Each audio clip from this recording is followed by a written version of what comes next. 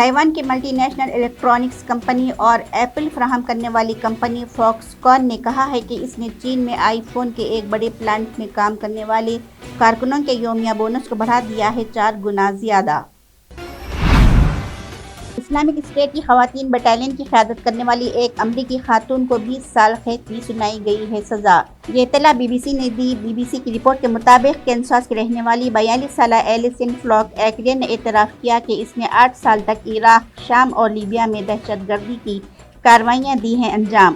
اس نے یہ بھی اعتراف کیا کہ اس نے 100 سے زیادہ خواتین اور لڑکیوں کو دہشت گردی کی دی تھی تربیت، جن میں سے کچھ کی عمریں 10 سال سے زیادہ تھی۔ وہ جون میں اپنے کام کے لیے ثابت ہوئی مجرم۔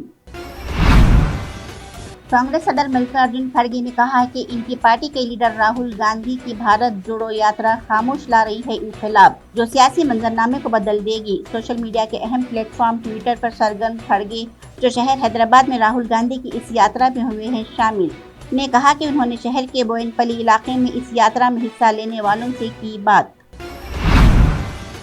کیرالہ ہائی کورٹ نے یہ بتاتے ہوئے شرعی قانون فسخ نکاح مسلم خاتون کے حق کو کرتا ہے تسلیم۔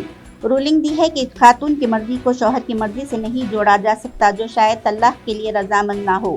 جسٹس اے محمد مشتاق اور جسٹس سی ایس ڈائس کی 2 رکنی بینچ نے اس فیصلے کے خلاف نظر ثانی کی درخواست کو کر دیا ہے خارج، جس میں عدالت نے ایک مسلم خاتون کے خلا کی حق کو تسلیم کرتے ہوئے کہا تھا، بیوی کی درخواست پر جب شوہر رضامند دینے سے انکار کرتا ہے تو ملک میں فسخ نکاح کو تسلیم کرنے کے لیے کسی بھی طریقہ کار کو عدم موجودگی میں عدالت صرف یہ کہہ سکتی ہے، شوہر کی رضامندی کے بغیر کی جا سکتی ہے خلا لینے کی درخواست۔ شمالی کوریا نے جنوبی کوریا کی طرف داغی ہے میزائل، جس نے جزیرہ نما کے درمیان سمندری سرحد کو کیا ہے عبور۔ بی بی سی کی ایک رپورٹ میں بتایا گیا ہے کہ شمالی کوریا کی جانب سے داغی جانے والی کم فاصلے تک مار کرنے والی بیلسٹک میزائل کو جنوبی کوریا کے سوکچو شہر سے تقریباً 60 کلومیٹر کے فاصلے پر اولونگیڈو جزیرے تک اہداف کو بنا سکتا ہے نشانہ۔ پی ڈی پی کی صدر محبوبہ مفتی کی طرف سے حالیہ دنوں سے کشمیری پنڈتوں کے بارے میں دیے جا رہے بیانات کے جواب میں بی جے پی محبوبہ مفتی کو تنقید کا نشانہ بنانے کے لیے اتری ہے میدان میں۔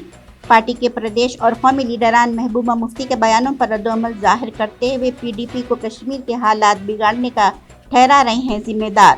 پارٹی کی سینئر قومی رہنما شاہ نواز حسین نے محبوبہ مفتی کو تنقید کا نشانہ بناتے ہوئے کہا کہ کشمیری پنڈتوں کے لیے مگرمچھ کے آنسو بہانے سے گریز کرنے کا مشورہ دیتے ہوئے کہا، محبوبہ مفتی اس پارٹی کے رہنما ہیں جس نے کشمیری پنڈتوں کو وطن چھوڑنے پر کیا ہے مجبور۔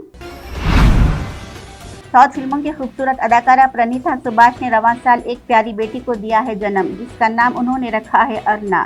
بیٹی کی پیدائش کے بعد سے وہ اس کے ساتھ کچھ تصاویر اور ویڈیوز شیئر کرتی رہتی ہیں، ایسے میں اب اس نے لاڈلی کو بھی بنا دیا ہے بٹر فلائی۔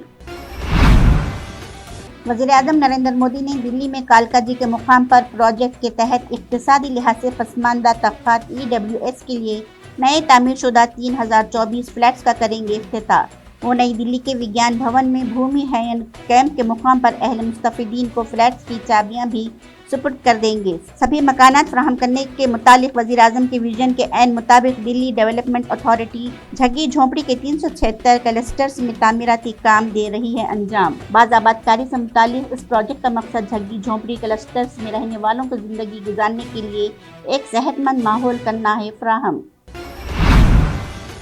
ہندوستان کے اسٹار بلے باز سوریہ کمار یادو ICC کی تازہ ترین T20 رینکنگ میں دنیا کے نمبر 1 بن گئے ہیں بلے باز۔ انہوں نے اس معاملے میں پاکستان کے محمد رضوان کو چھوڑ دیا ہے پیچھے۔ ICC کی تازہ ترین درجہ بندی میں سوریہ کمار کے 863 ریٹنگ پوائنٹس ہیں، اس کے ساتھ ہی رضوان کے 842 ریٹنگ پوائنٹس ہیں۔ سوریہ کمار نے رضوان پر 21 ریٹنگ پوائنٹس کی برقرار رکھی ہے برتری۔ 11 بے گھر پاکستانی شہریوں کو ہندوستانی شہریت۔ محمد ابوبکر 40 سالہ، موہن 38 سال، بشیرین 33 سال، سونو سموڈ 28 سالہ، قمر رام 32 سالہ، اوم پرکاش 30 سال، پورن رام 24 سالہ، دانش رام 19 سالہ، چاندنی بائی اور 31 سالہ کماری کرن پاکستانی بے گھر شہریوں کو ہندوستانی شہریت عطا کی اور سبھی کو مبارکباد دیتے ہوئے ذمہ دار ہندوستانی شہری بننے کی ظاہر کی امید۔ اس موقع پر سبھی پاکستانی بے گھر شہریوں نے خوشی کا اظہار کرتے ہوئے کہا کہ انہیں ہندوستانی ہونے پر فخر ہے اور اب وہ تمام سرکاری اسکیموں کا اٹھا سکتے ہیں فائدہ۔